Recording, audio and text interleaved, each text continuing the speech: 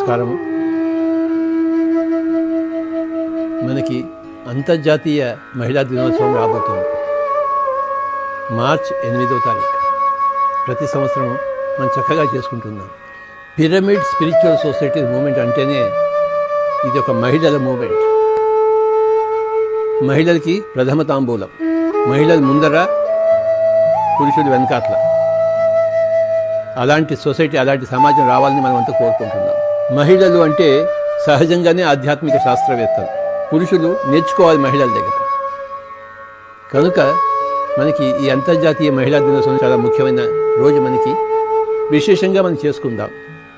గొప్ప గొప్ప మహిళల యొక్క అనుభవాలన్నీ విందాం, వాళ్ళ దగ్గర నుంచి సందేశాలు తీసుకుందాం. మనం ఎన్ని అనుభవాలు వింటామో మహిళలది, ఎన్ని సందేశాలు తీసుకుంటామో అంతగా మనం ప్రభావితం అవుతాం. 2 చెవులు ఉన్నాయి, ఒక నోరు ఉంది అంటే 2 ఎక్కువ వినాలి, తక్కువ మాట్లాడాలి. ఎవరిది వినాలి అంటే మహిళలది వినాలి. మహిళ అంటే కేవలం ఒక గృహలక్ష్మి కాదు. మహిళ అంటే ఆధ్యాత్మిక శాస్త్రవేత్త, స్పిరిచువల్ సైంటిస్ట్, సృష్టికర్త. మహిళ అంటే సృష్టికర్త. ఒకానొక మహిళ ధ్యానం కూడా చేస్తే ఇక అంతకన్నా చెప్పవలసిన పనే లేదు. ధ్యానం లేకుండానే మహిళ గొప్ప మహిళ. ఇక ధ్యానం చేస్తే ఇంకెంత గొప్ప మహిళ అవుతుందో చెప్పడానికి అలవి కాదు. మన పిరమిడ్ స్పిరిచువల్ సొసైటీ మూమెంట్లో హితోధికంగా ధ్యానం చేస్తూ, హితోధికంగా ధ్యానంగా ప్రచారం చేస్తూ ఉన్న మహిళలు ఎంతోమంది ఉన్నారు. ఆ ధ్యానం చేస్తున్న మహిళ కన్నా గొప్ప తనం ఇంకెక్కడా ఉండదు మనకి.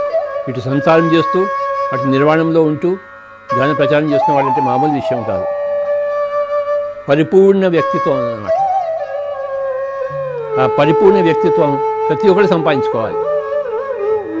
సంసారంలో ఉంటూ ఉండాలి, సమాజంలో ఉండాలి, భాగస్వామి కావాలి, ధ్యానం చేసుకోవాలి, ధ్యాన ప్రచారం చేసుకోవాలి,